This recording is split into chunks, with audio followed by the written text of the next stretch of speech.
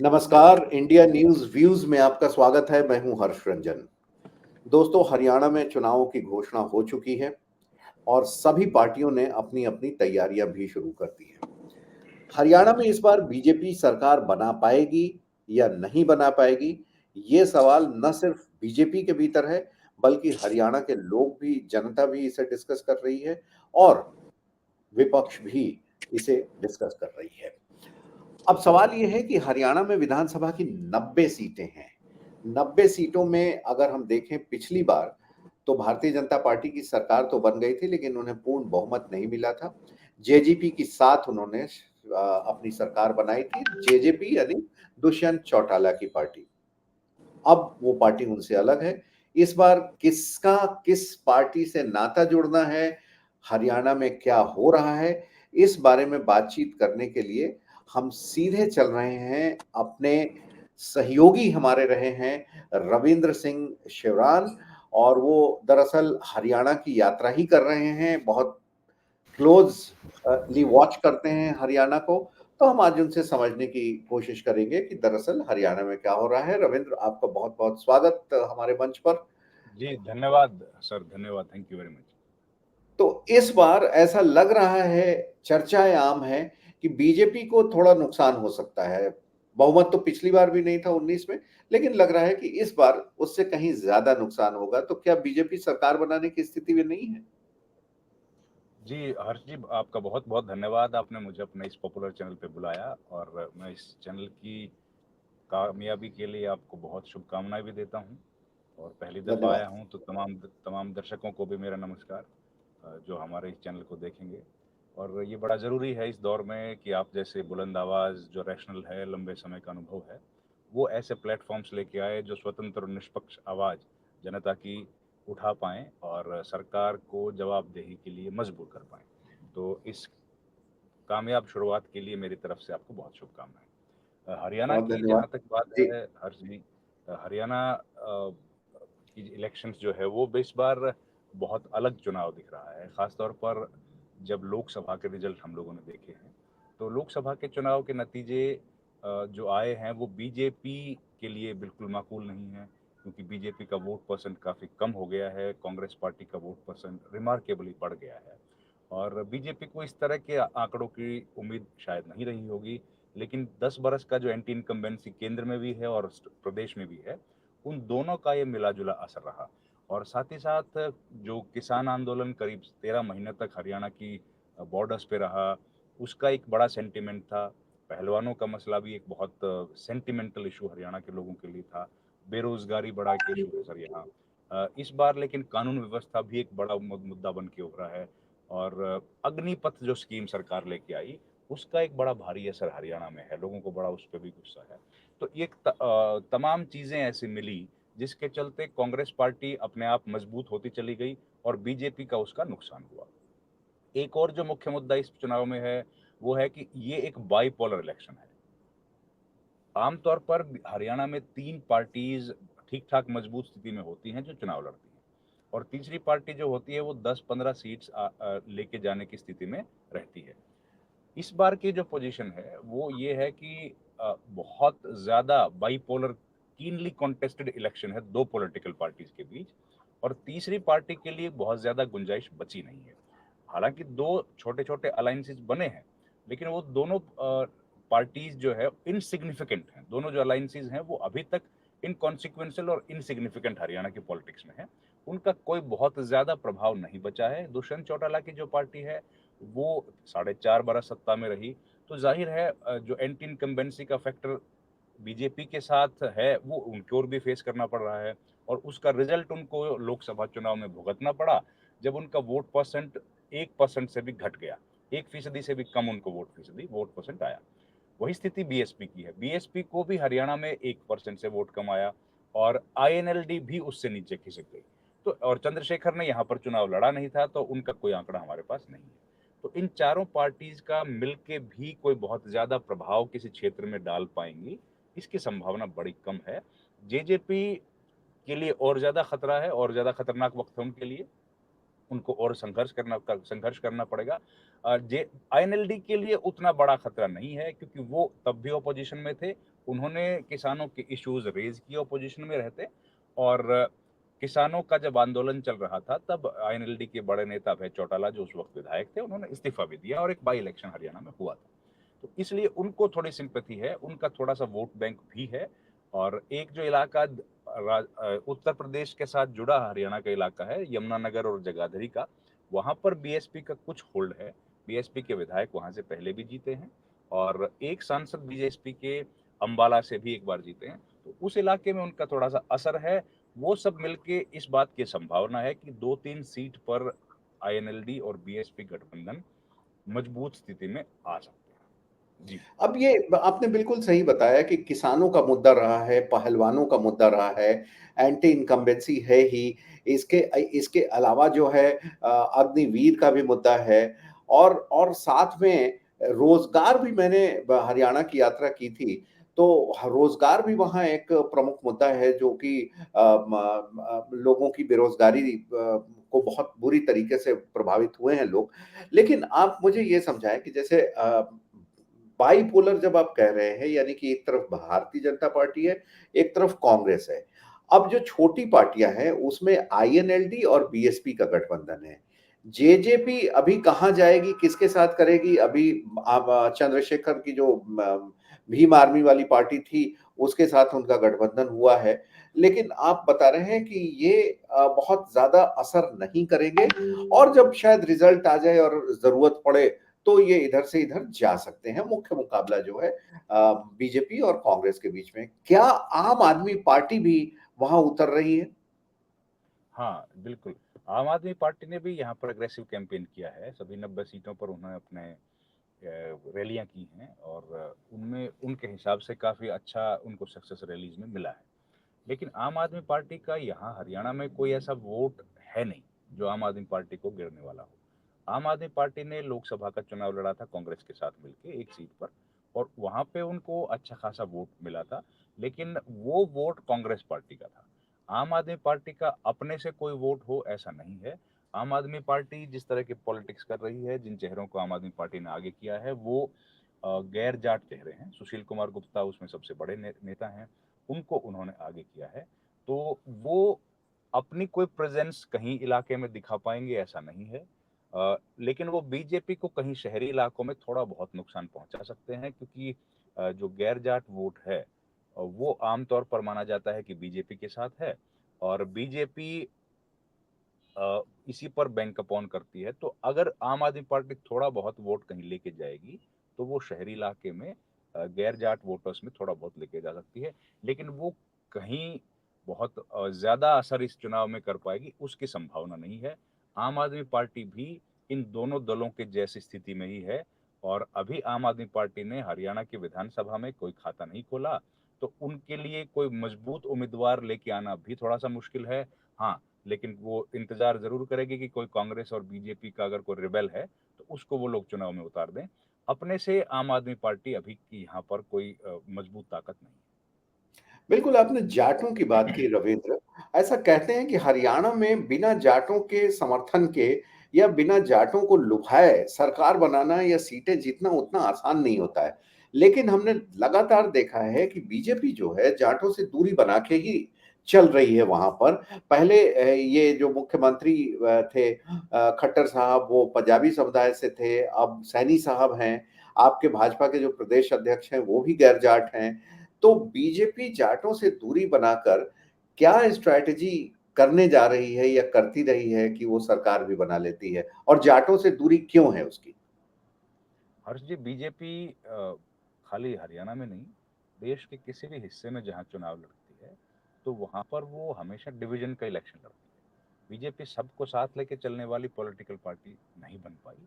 हरियाणा में वो जाट और गैर जाट की पॉलिटिक्स को ज्यादा बढ़ाती है, और वो इतना डीपली डिवाइडेड, उसने उसका पेनिट्रेशन इतना ज्यादा हो गया कि वो चुनाव से आगे बढ़कर अब उसका असर सोसाइटी पर भी दिखने लग गया है।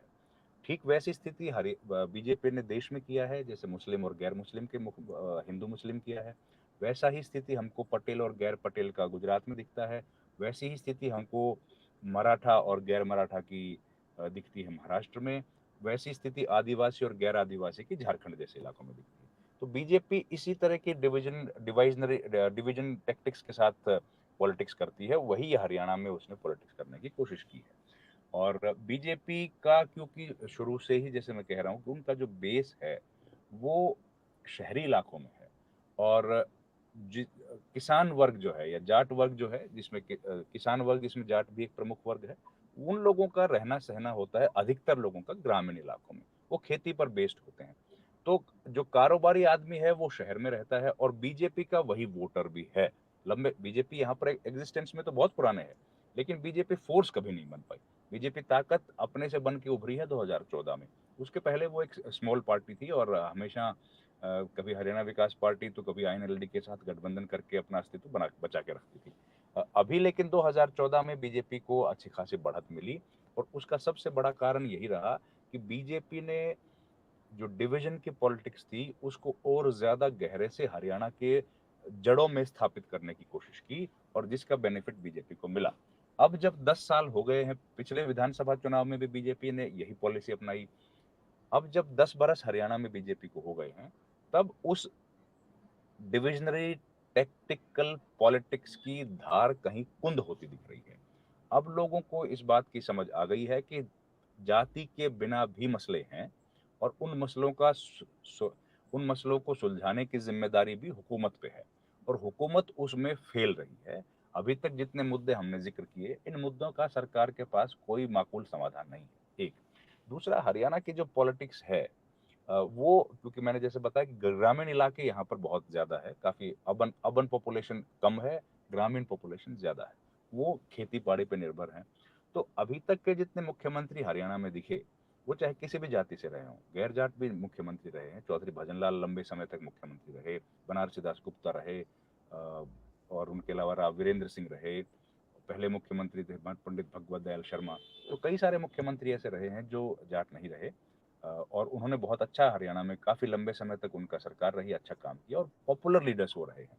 लेकिन वो भी कहीं ना कहीं इस तरीके से पॉलिटिक्स करते थे कि गांव के आदमी के साथ वो जुड़ पाए, और उसके मर्म को समझ पाए, उनके साथ उठ बैठ पाए, और इसीलिए भजनलाल जैसे लोग इतनी लंबी पॉलिटिक्स हरियाणा में कर पाए।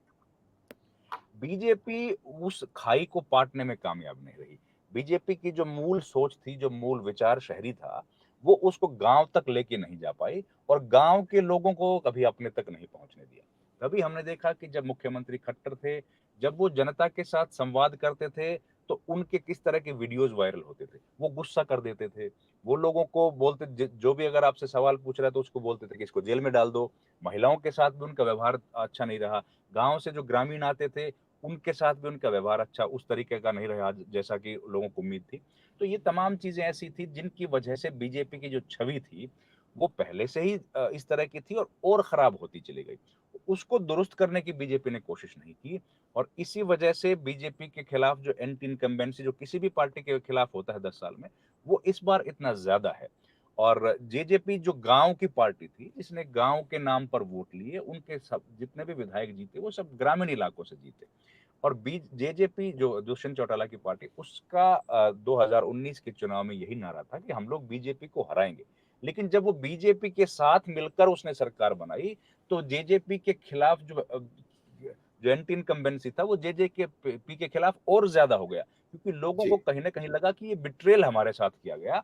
जिस पार्टी को हराने के लिए हमने इनको वोट दिया, ये उसी पार्टी के साथ मिलकर और 5 साल तक इन्होंने सरकार चलाई, और गैर जो हरियाणा के लोग हैं उनके खिलाफ काम किया। और इसी वजह से किसानों के साथ हुआ। किसानों को बहुत सारी दिक्कतें जो हर स्टेट में आती है वो यहाँ भी आती हैं। उनको बीज लेने में दिक्कत आती है, बिजली की समस्या है, पानी की समस्या है, महंगाई है, यूरिया है, उनके फसल नहीं बिकती है, फसल बिकती है तो बहुत लंबा स्ट्रगल उनको करना पड़ता है। वो तमाम दिक्कतें यहाँ भी हैं। और उस पर फिर जिन नेताओं पर आप भरोसा करके वोट डालते हो वो उसी पार्टी के साथ चले जाएं, इस वजह से एंटी इनकम्बेंसी ज्यादा बढ़ गई। तो यही सबसे बड़ा कारण है बीजेपी का इतना विरोध का, कि ग्रामीण इलाके जो थे, अब हरियाणा में जो मुख्यमंत्री रहे, चाहे वो कोई भी रहे, लेकिन वो गांव के साथ लगातार जुड़े रहे। कितने ऐसे मुख्यमंत्री हैं जिनकी कहानी आज भी हम लोग सुनते हैं कि रात को अगर 11 बजे 12 बजे भी कोई मसला हो गया और गांव की पंचायत अगर आ गई, तो वो पंचायतों की बात सुनने के लिए मुख्यमंत्री 12 बजे रात को उठ जाया करते थे। उनके जो गनमैन होते थे या घर के बाहर जो खड़े होते थे, उनको अगर जब 50 लोग 70 लोग किसी गांव से उठ के जाते थे, वो बोलते थे कि साहब फलां गांव की पंचायत आई है, तो वो कहते थे भाई मुख्यमंत्री साहब को उठाओ, जगा दो उनको। सीएम जी, उठते थे, सीएम जाग के उनसे बात करते थे। तो उस तरह का एक टेंडेंसी पॉलिटिक्स की थी। अब इसका ये मतलब तो नहीं था कि वो जो मुख्यमंत्री थे वो बहुत पॉपुलर चीफ मिनिस्टर्स थे। ऐसा तो नहीं था कि वो चुनाव हारे नहीं, वो भी चुनाव हारे। और लेकिन उनका ये बात थी कि गांव, हरियाणा में क्या है हर्ष जी, अ, आपके बिहार का होगा अलग अलग तरह का कल्चर, यहाँ का अलग तरह का कल्चर है, हर जगह का अलग होता है।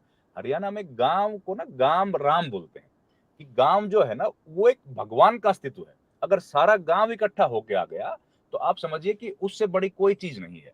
तो ये बात बीजेपी समझने में कहीं ना कहीं चूक कर गई। और गांव जब बोला जाता है तो उसमें कोई जाति तो नहीं बोली जाती, उसमें तो तमाम जातियां जो एक साथ रहती हैं, उनका जी, कॉमन कोज होता है। तो उस कॉमन कोज को एड्रेस करने के लिए मुख्यमंत्री, जो भी मुख्यमंत्री थे, उन्होंने एड्रेस किया या ना किया वो बात अलग है, लेकिन वो अवेलेबल रहे। जब लोग इकट्ठा होकर उनके पास गए तो उन्होंने उनके मसले को सुना। और इसी बिल्कुल। वजह से लोगों को इस सरकार से भी उम्मीद थी कि वैसी सरकार होगी, लेकिन ये सरकार उस तरह का काम नहीं कर पाई। आप ये जब सरकार कॉर्पोरेट हो गई थी। ये सरकार कॉर्पोरेट हो गई थी, शहरी और दिल्ली से चलने लग गई। अब हरियाणा जैसा स्टेट है सर, जिसमें हर बात पे लोग आंदोलन कर देते हैं, जिसमें किसानों का इतना बड़ा आंदोलन आपने देखा। जी, ये सब चीजें हरियाणा में थोड़ा सा मुश्किल है सहन कर पाना, और वो भी ऐसी जिन लोगों को इस तरह का, जिन्होंने अपने रिप्रेजेंटेटिव्स को देखा हो, जो रात को 2 बजे भी उठ के उनकी बातें सुनते हैं, या वो जब चाहते हैं तो उनके मसलों को हल कर देते हैं, वो फोन पे भी बात कर लेते हैं। ऐसे में जब एक मुख्यमंत्री और जनता के बीच में जो दायरा था वो बढ़ने लग गया, तो जाहिर है एंटी इनकम्बेंसी बढ़ती चली गई। और उसको रोकने की कोशिश बीजेपी ने नहीं की, या बीजेपी को समझ नहीं आया, क्योंकि बीजेपी का भी ग्रास रूट लेवल से कहीं ना कहीं कॉन्टेक्ट कमजोर पड़ गया। और उसको फीडबैक की जो पॉलिसी थी, या उनके पास जो फीडबैक का सिस्टम है, शायद वो ठीक तरीके से काम नहीं कर पाया। इसीलिए लोगों को मदद करने के लिए बीजेपी ने जो सरकार जी, अब के लोगों को उतना ज्यादा तो पोर्टल चलाना नहीं आता है। अब पोर्टल तो चला दिया हर्ष जी, पोर्टल्स किसानों के लिए पोर्टल चल गया, कारोबारी के लिए चल गया, दुकानदार के लिए चल गया, टीचर्स के लिए चल गया। उसमें लेकिन ऐसा तो कोई पोर्टल नहीं है जो फ्लॉलेस हो, गलती ना हो। गलती उसमें भी होती है। उसमें जब गलतियां हो गई, कोई मसला किसी के सामने, किसी कारोबारी के सामने कोई टैक्स का मसला आ गया, तो उसको रिजॉल्व करने के लिए कोई साधन नहीं दिया गया। वो रिजॉल्व करने के लिए जब अधिकारी के पास जाता है तो वो हाथ खड़े कर देता है। मुख्यमंत्री अवेलेबल नहीं है, मंत्री कहते हैं हमारे पास ताकत नहीं है, विधायक कहता है जी मेरी तो कोई सुनता नहीं है। ये फिर बिल्कुल एक प्रॉब्लम क्रिएट हो गई कि आप इंट्रोड्यूस कर रहे हैं तो कोई सिस्टम ऐसा नहीं है जिसमें दिक्कतें ना हो। आपको याद है हमने सब एक साथ हमने कवर किया, प्रधानमंत्री ने 2016 में नोटबंदी की, और उसके बाद जरूरत के हिसाब से कितने सारे अमेंडमेंट किए अपनी पॉलिसी में। जहां जरूरत पड़ी वहां बदलाव किया, जी, वहां जी, पे लोगों से इंटरेक्शन किया। लेकिन जब अगर इंटरेक्शन खत्म कर देते, अगर बार बार उस वक्त पे जो गवर्नर थे आरबीआई के, वो प्रेस कॉन्फ्रेंस ना करते, नियमों में बदलाव ना करते, अरुण जेटली अगर लोगों को बार बार समझाते नहीं, बताते नहीं, उनकी बातों को, समस्याओं को सुनते नहीं, तो क्या ये इतना स्मूथली फंक्शन कर सकता था जैसा लोगों ने बिल्कुल। कॉपरेट किया? नहीं हो पाता। वो सिस्टम यहाँ पर हुआ। आप नया सिस्टम इंट्रोड्यूस करते हैं, लेकिन फीडबैक का सिस्टम नहीं देते हैं लोगों को, कि लोगों को दिक्कत आए तो कैसे आप उसका सुलझाएंगे। तो इस वजह से बीजेपी को दिक्कत आई। वो फीडबैक सिस्टम भी बीजेपी का कमजोर पड़ गया। लोगों के बीच में और सरकार के बीच में जो समन्वय होता है वो वो कमजोर पड़ गया। ये इस कनेक्ट भी वजह कहीं न कहीं से कम हो गया। तो कनेक्ट कम आपकी हुआ बातों जी। से रविंद्र लग रहा है कि बीजेपी ने पिछले 10 वर्षों में हरियाणा में जो सरकार चलाई है, उसमें पब्लिक के साथ कनेक्ट जो है कहीं न कहीं से उसमें कमी आई है, एक दरार पड़ा है जिसका खामियाजा हमने देखा कि लोकसभा चुनाव में हुआ। और दूसरी पार्टियों से भी कुछ लोग आ गए, जैसे कुरुक्षेत्र से जिंदल साहब आ गए। तो जो वहां के पुराने बीजेपी के लोग थे उनमें थोड़ी-सी निराशा हुई कि अब दूसरी पार्टी से आ रहे हैं और सीधा टिकट ले रहे हैं। ये है, बेरोजगारी है, किसानों का मुद्दा है तमाम। तो 90 सीटों में अभी आप लगातार दौरा कर रहे हैं पूरे हरियाणा का। आपको क्या लग रहा है कि बीजेपी इस बार कहाँ तक सिमटने वाली है और कांग्रेस कहाँ तक बढ़ने वाली है? जी, बिल्कुल। मैं एक और बात बता दूं ताकि थोड़ा-सा बैलेंस और एक रियल सिचुएशन अपने दर्शकों को दे पाऊँ, कि ऐसा बिल्कुल नहीं है कि 10 साल में बीजेपी ने कोई अच्छा काम नहीं किया। मैं ये बिल्कुल नहीं कह रहा हूँ। बीजेपी ने कई काम अच्छे भी किए हैं। बीजेपी ने कम से कम एक काम तो ये अच्छा किया है कि हरियाणा में जिस तरह से नौकरी दी जाती थी, उसमें ये एक हरियाणा इस मामले को लेकर बड़ा बदनाम था, एक मुख्यमंत्री को जेल भी जाना पड़ा कि हरियाणा में नौकरियां वो या तो सिफारिश से दी जाती हैं या फिर वो या पैसे के बदले में दी जाती है। लेकिन ये सरकार पर एलिगेशंस लगे हैं, इस सरकार पर लगे हैं एलिगेशंस भी पैसे लेने देने के, इनके कई अफसर भी पकड़े गए हैं। लेकिन बाय एंड लार्ज जब जो छोटी नौकरियां हैं सी ग्रेड की या डी ग्रेड की, उन नौकरियों में सरकार ये बात जरूर कह सकती है, और लोगों ने भी इस बात को स्वीकार किया है, बहुत लोगों ने स्वीकार किया है कि उनको ईमानदारी से नौकरी मिली है, उनको पैसा नहीं देना पड़ा और उनको ईमानदारी से नौकरी मिली। ये बात बीजेपी क्लेम भी करती है और जनता के बीच से भी ये आवाज आती है। लेकिन ये सी और डी ग्रेड की बात मैं कर रहा हूं, सी और डी ग्रेड की जो नौकरी होती है उसमें ऐसा हुआ है और लोगों ने इस बात को माना है, और बीजेपी भी इस अचीवमेंट को अपने साथ गिन सकती है यकीनन। ठीक है, ये बात पॉजिटिव हुआ। उसके अलावा भी जैसे कुछ सीएम विंडो शुरुआत में उन्होंने चलाया, उसका भी बेनिफिट लोगों को हुआ है। लेकिन धीरे धीरे फिर वो, जैसे मैंने बताया, उनको ऊपर घेर लिया गया, उनको कब्जे में कर लिया गया, और उसका फिर लाभ होने की बजाय वो उल्टा नुकसान हो गया। एक बात। दूसरा, आपने बात पूछा कि कितनी सीट्स आ सकती हैं। देखिए, हरियाणा में सीट्स का तो अभी इंतजार हमको करना पड़ेगा हर जी, क्योंकि टिकटों की घोषणा नहीं की है दोनों पार्टीज ने। जी। उसके लिए भी समय चल रहा है, शायद अगले सप्ताह और एक सप्ताह और लग जाए जब सब टिकटें होंगी। 5 तारीख से नॉमिनेशन भरने का दिन है, तो और 12 आखिरी दिन है। तो आखिरी सीटें तो 11-12 तक ही कांग्रेस पार्टी तो हमेशा ऐसा करती है कि आखिरी दिनों तक घोषित करती है, तो इस बार भी उससे जल्दी सारी सीटें कर रही, थोड़ा सा मुश्किल है। लेकिन ये है कि जमीन पर माहौल बीजेपी के माकूल नहीं है, खिलाफ। ग्रामीण इलाकों में ज्यादा खिलाफ है। बीजेपी के पास एक ही स्ट्रेटजी है, एक ही टूल है, एक ही अस्त्र है, जिससे वो हरियाणा का चुनाव अपनी तरफ थोड़ा बहुत झुका सकती है, वो है जाति। अगर बीजेपी लोगों के बीच एक बार फिर से जातियों के बीच वैमनस्य पैदा करने की बात करे और लोग उस बात को स्वीकार कर लें, तो शायद बीजेपी को कहीं कुछ इलाकों में वोट अच्छे मिल सकते हैं। अगर वो बीजेपी केवल काम और अपने अचीवमेंट्स के आधार पर, या 10 साल पे उन्होंने जो विकास के काम किए उनके आधार पर बीजेपी जनता के बीच जाती है, तो इस बार बीजेपी की बात को सुनने वाले लोगों की बहुत कमी है। बीजेपी चुनाव में जीत नहीं पाएगी, बीजेपी की स्थिति कमजोर है। कांग्रेस पार्टी जीतने के लिए मॉडराइज करना बहुत जरूरी है बीजेपी के लिए। बीजेपी के लिए जरूरी है। कांग्रेस पार्टी ने 10 साल में क्या बहुत अच्छे काम किए विपक्ष के तौर पर, इसका जवाब भी ना है। कांग्रेस पार्टी ने बिल्कुल भी बहुत अच्छे काम नहीं किए। कांग्रेस पार्टी सड़क पे हमको कहीं दिखाई नहीं दी। लेकिन अब ऑल्टरनेट नहीं है, विपक्ष के, जनता के पास कोई दूसरा विकल्प नहीं है।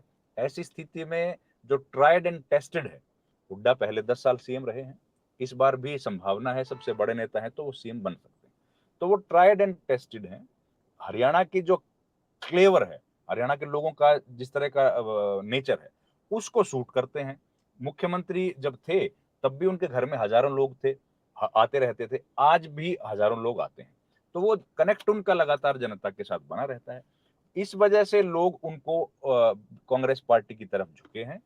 तीसरी बात, जो और पार्टीज थी, आईएनएलडी, जेजेपी, उन पार्टीज के कमजोर पड़ने का बेनिफिट सीधा कांग्रेस को मिला है। उनका जो वोट था, वो सारा वोट ट्रांसफर, उसमें से 70-80-90% तक वोट ट्रांसफर जो है वो बीजेपी को नहीं हुआ, वो कांग्रेस को हुआ। बीजेपी को थोड़ा बहुत वोट हुए, तो इनका जो अधिकांश वोट था वो क्योंकि ग्रामीण था, इसलिए वो कांग्रेस पार्टी की तरफ चला गया। तो कांग्रेस को बैठे बिठाए कई सारी चीजें उनकी झोली में मिल गई। एंटी इनकम्बेंसी मिल गया, जेजेपी आईएनएलडी का वोट मिल गया, अपना वोट था ही, और बीजेपी की जो कई नीतियां थी, बीजेपी की लीडरशिप कमजोर थी। यहाँ पर बीजेपी के जो एमएलए थे, लोकल रिप्रेजेंटेटिव्स, उनका विरोध अपने आप होता ही है हर जगह सर, यहाँ नहीं, वो सांसदीय जी। में भी हमने देखा, विधायकी में देखा, और हर प्रदेश में होता है। वो भी इस तरह के रिप्रेजेंटेटिव थे, वो लोग भी जनता को कभी ये बता नहीं पाए कि वो एक मजबूत नेता है। तो ये तमाम चीजें, और ऊपर से हुड्डा की छवि, शैलजा की भी छवि, ये दोनों नेताओं ने अपनी अलग छवि बनाई है, मजबूत छवि इन लोगों की है। और देखिए, हुड्डा का बेटा भी करीब 3.5 लाख से चुनाव जीत के आया वोट से, शैलजा खुद 3-4 लाख से चुनाव जीत के आई जी। है। तो इन्होंने भी अपने आप को पूरे प्रदेश में एक बड़े नेता के तौर पर प्रोजेक्ट किया है और स्थापित भी किया। रणदीप सुरजेवाला भी बड़े नेता के तौर पर अपने आप को पेश कर पाए। दिल्ली में हमने देखा कि जब भी सरकार के ऊपर कोई विपक्ष की तरफ से कोई हमलावर था तो रणदीप सुरजेवाला थे। तो ये तमाम चीजें मिलके एक ऐसा पैकेज बन गया जिसका तोड़ हम्म। अभी बीजेपी के पास दिखाई नहीं दे रहा है और कांग्रेस को इसका बेनिफिट होता हुआ दिख रहा है। तो संभावना यही है आज की स्थिति में कि कांग्रेस को बीजेपी के मुकाबले में काफी अपर हैंड है। काफी अपर हैंड है और फिर भी इसके बावजूद अगर फ्रैक्चर्ड मैंडेट रहा, किसी एक पार्टी को 46 सीटें नहीं आई, तो फिर ये जेजेपी या जो आईएनएलडी है ये किसी भी तरफ झुक सकती है, इसमें तो ये है। और आपकी बातों में एक बात और जोड़ना चाहूंगा कि अपने को स्थापित करने में राहुल गांधी ने अभी हाल के दिनों में जिस तरीके से अपनी छवि बनाई है, हो सकता है कि उसका भी थोड़ा बहुत फायदा कांग्रेस की ओर झुकता बिल्कुल, हुआ बिल्कुल, मिले। बिल्कुल। राहुल गांधी पॉपुलर लीडर हैं हरियाणा में, लोग उनको पसंद करते हैं और उनकी रैलीज़ में काफ़ी भीड़ भी थी।